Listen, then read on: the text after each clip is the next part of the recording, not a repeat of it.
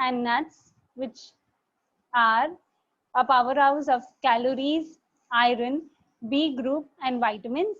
Banana chips and wafers, which are also nutrient dense. So, banana chips and wafers can be given moderately in a child's diet, but the rest of the ones like noodles, tricolor sandwich, milkshakes, smoothies, eggs, and some nuts and seeds, just chickpea, dates, all these can be given to a child for a healthy and active meal. Next slide, please.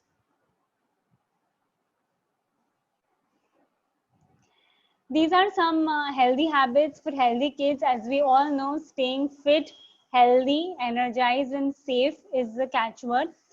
All the children during this age should be engaged in some sort of a physical activity, which should amount to around 1 or 2 hours of strenuous activity, such as jumping, cycling, skipping, getting about 8 hours of sleep each night, and staying healthy. Practicing good hygiene or hygienic habits by keeping oneself hygienic and clean is the need of the hour during this COVID-19 pandemic, and it's all the more important to stay healthy through hand washing practices and hygiene keeping. Staying energized can be achieved by eating nutritious and dense balanced meals, which can be all the more important from incorporating all the major food groups in your diet, such as dairy, grains, protein, vegetables, and fruits. So, a child's healthy eating plate should consist of all these food groups if possible, and no junk food or excess fat should be included in their diet. All these three things, by staying fit, healthy, and active, the child can stay happy. Now, there's a very colorful plate which reiterates the important fact that you can find your balance between food and fun. So, your food can be actually very healthy and it should be colorful. If it is not colorful, then it is not a proper meal. So you have to be, at the same time, you have to be very active, and combining all these food groups in your daily meal can help your child achieve a healthful and a balanced active life. Okay, so Thank you for thank you, bearing Snehal. I think we have with some us. time, so we can take some questions Yes, from the audience. So whoever wants to ask question, yes. let's go one by one. So just ping me in the group, and then you can unmute. I will take the name, and you can unmute and then speak.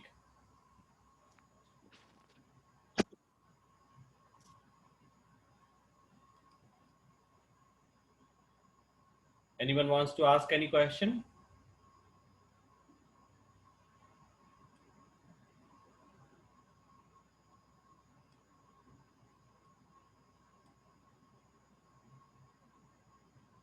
No questions from anyone?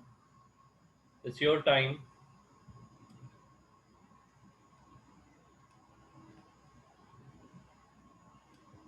No problem. I think mm, mm, just anybody asking.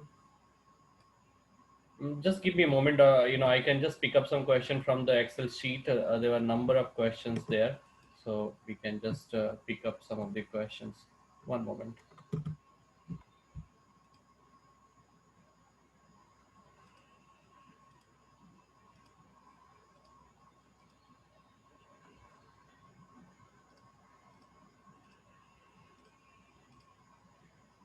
So one question about which types of food takes in COVID situation by child and older. So can you tell something on that, Snehal? Like during this time, especially, what type of food should be? Maybe we should increase, those food items more. I think I'm audible now. Yeah, yeah, you're very So well. basically, during this COVID situation, since the catchword is immunity, and everyone's talking about good food and immunity. So basically, immunity is such a thing which you cannot develop by in just having a kadha or just a certain type of food. But basically, immunity is inbuilt in your body, and it is the basic defense system which your body needs to counteract any pathogen or a virus or an antagonist which attacks your body by thinking as its enemy. So basically, all the foods which are high in antioxidants or vitamins and minerals, they are the powerhouse for building your immunity. Foods such as fruits and vegetables, which are a storehouse of antioxidants and vitamins and minerals, which help in the protective functions of the body, or rather protecting the body against several pathogens, viruses, bacteria, and other invaders, help your body to fight against the pathogen.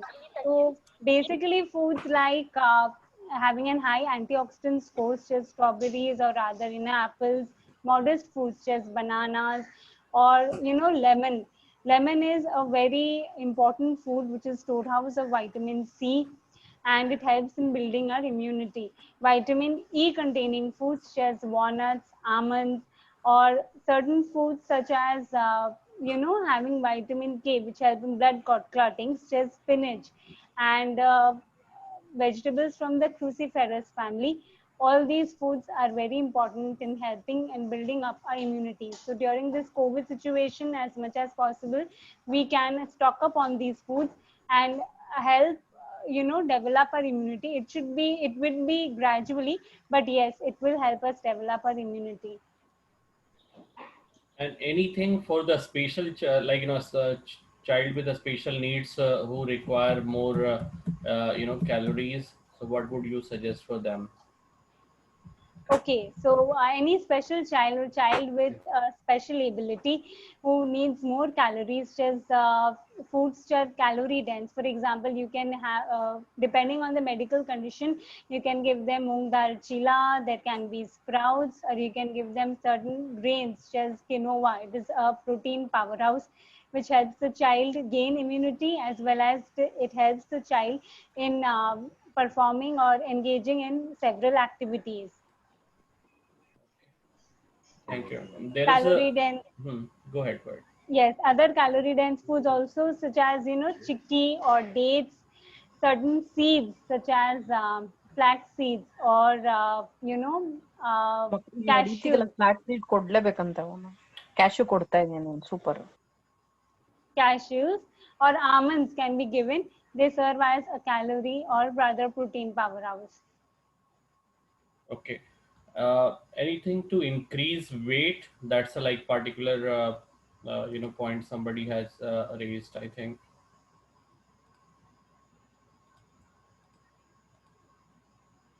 Hello, can you hear me? Yes. Hello. Yeah. So anything to increase Hello. the weight? Audible, sir. Yeah, you are audible. So anything to increase the weight of the child, Yes. low weight child? Okay, so for an underweight child, basically foods containing major calories, such as maida or atta, these can be given to the child on a daily basis. Apart from that, bananas and boiled eggs, potatoes, these are basically carbohydrate source foods. They are rich in carbohydrates. So basically, foods which are rich in carbohydrates, they can be given to the child.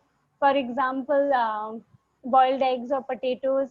Then foods having basic calories, such as in pulses or lentils, gram flour can be given. Gram flour is very high in carbohydrate, and it helps in increasing weight also.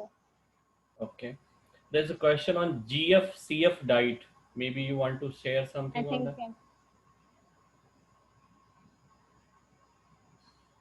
Yeah. Anything on GFCF diet you want to say, Sneha?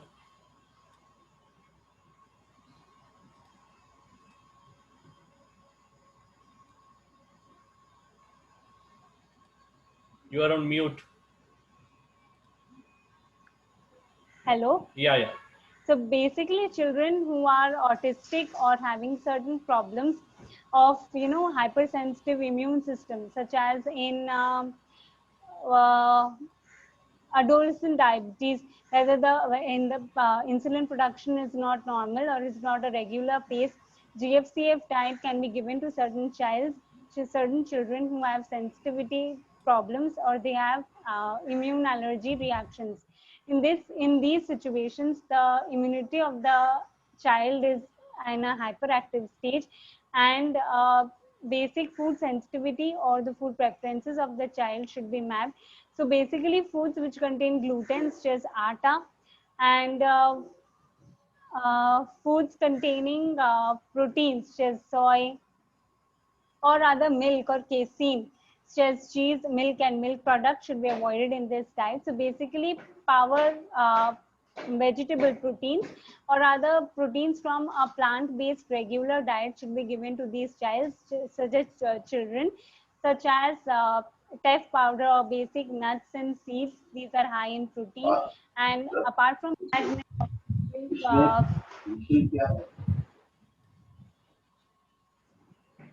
plant proteins. Right. So another question we have is any food which can be given to children who cannot swallow, or who can have chewing problem.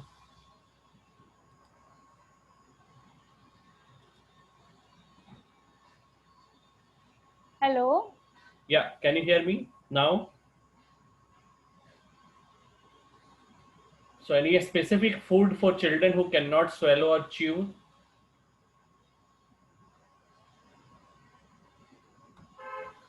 So certain foods for children who cannot swallow or chew. So foods in the form of porridges or stews can be given to the child.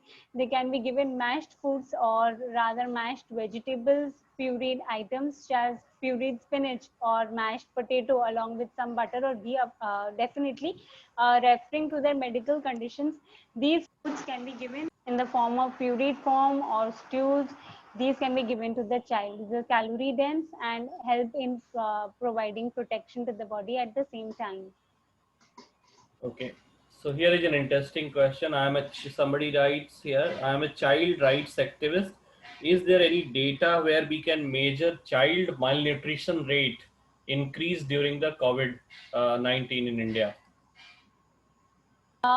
I think there is not such a variable tool for measuring, increase in child COVID-19 situation. But yes, you can definitely measure the malnutrition rates of the child. There are certain scales available on the CDC website, which is the American Society, which you all can refer to. And apart from that, you can also refer to certain scales for malnutrition, which are MUST score, which is the MUST, or rather the pediatric screening score, which we all use, is generally used in hospitals for children in the pediatric wards.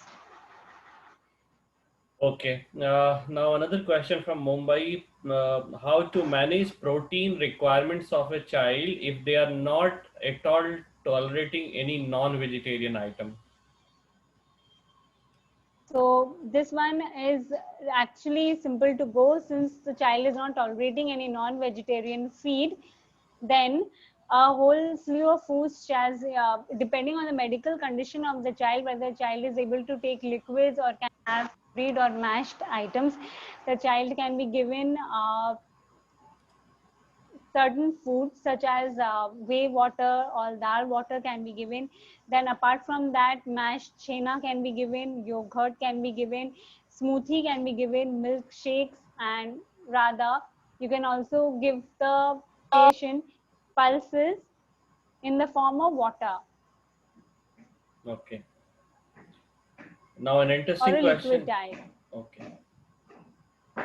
What to eat to increase height? I'm not sure height can be increased by food or not, but that's an interesting question for you. Uh, some foods that are not typically, there is no food which can help in help the child in growing height. But yes, since proteins, as I have reiterated in my presentation also, it is very important in helping the child gain increase in height.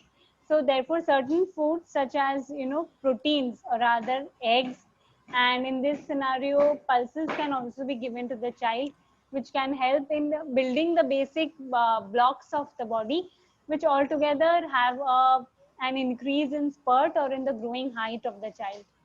But in particular, as in there's no food which can, help in just addressing the need of growing a height of a child. Right. Now, another question from Meghalaya Shillong. How much artificial sugar can be given to toddlers? So as a nutritionist, rather practicing dietitian, I would never recommend any client or any person as in to recommend or give uh, artificial sweetener or artificial sugars to the child. But yes, depending on height and weight of the child can be given 2 teaspoons at one go. If Okay. at all the child has no other medical condition as such. Okay. One more question here is should we combine millets with rice or suji?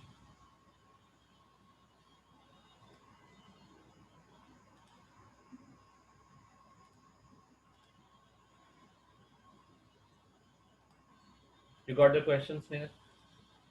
Should we combine millets with rice or suji?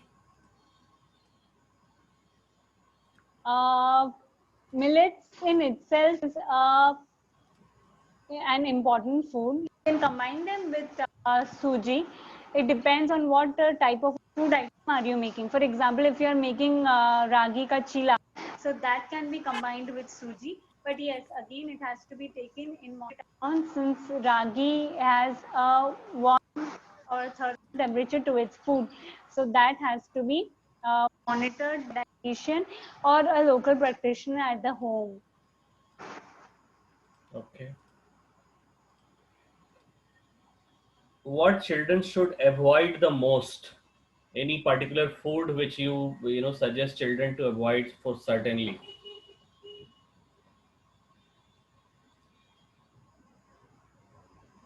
Anything which parents should not give to children at all? There are a whole host of foods which the children or the parents need to avoid to help their child attain a healthy or an active weight. So that like processed junk foods, foods which are high in HFS, that is high fat, sugar, and salt content, as has been campaigned by the SSI recently. So these foods rather should be generally avoided if the child is above 2 years and they are exposed to a full balanced family meal, then these foods should definitely not be part of a child's diet plan. They can be have or they can be given sparingly, but yes, not on a daily basis. Okay. Some of the home remedies do you suggest through nutrition? Is there anything through nutrition home remedies? I'm not sure. You may suggest something.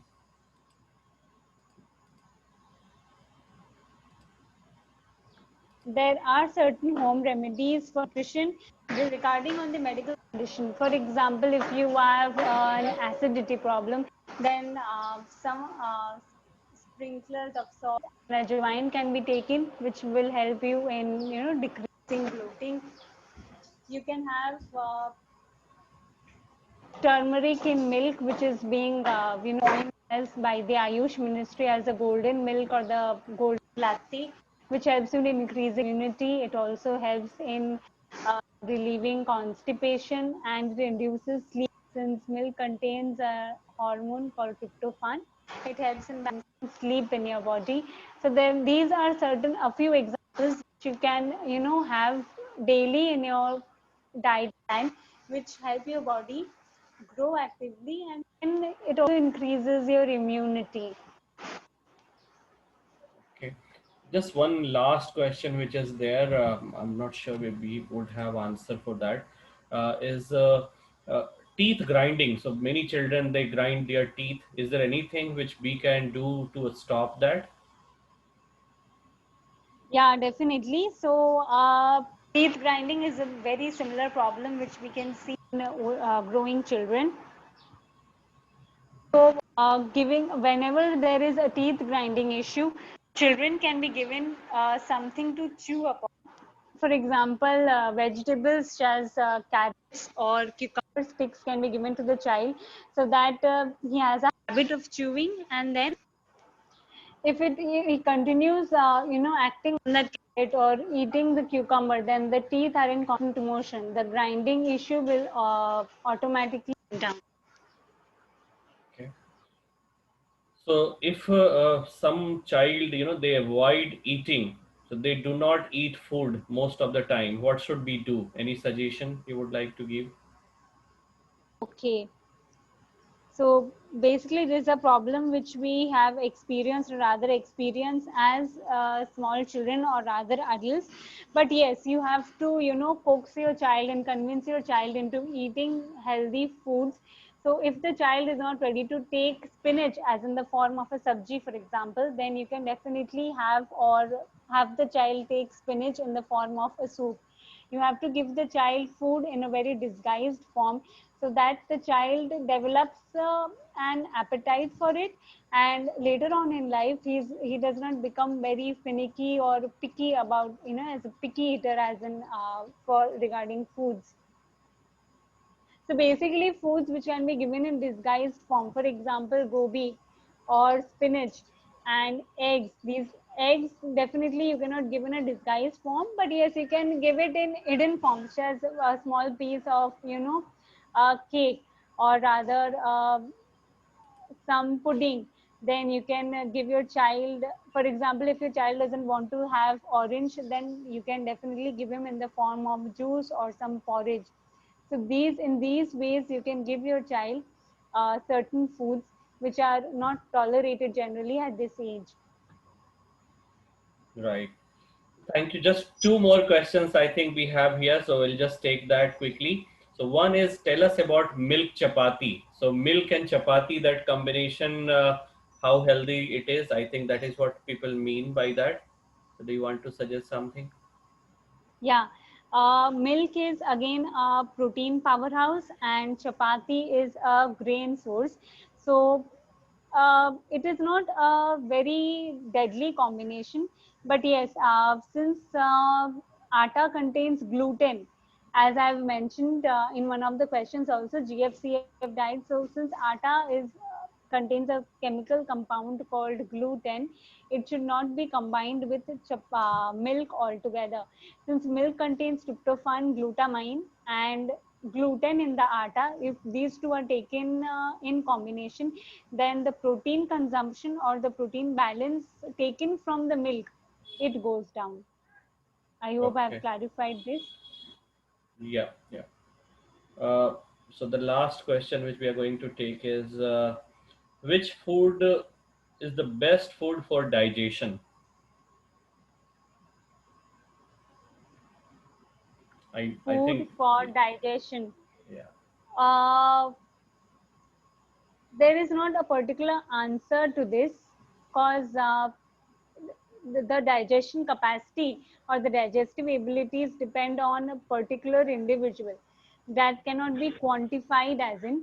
So for some, for example, for some people capsicum can have no problem, but for some people, if they have capsicum at night, then an issue of bloating or rather gas or acidity takes place. So as in to my knowledge, there can be no food which helps in better digestion.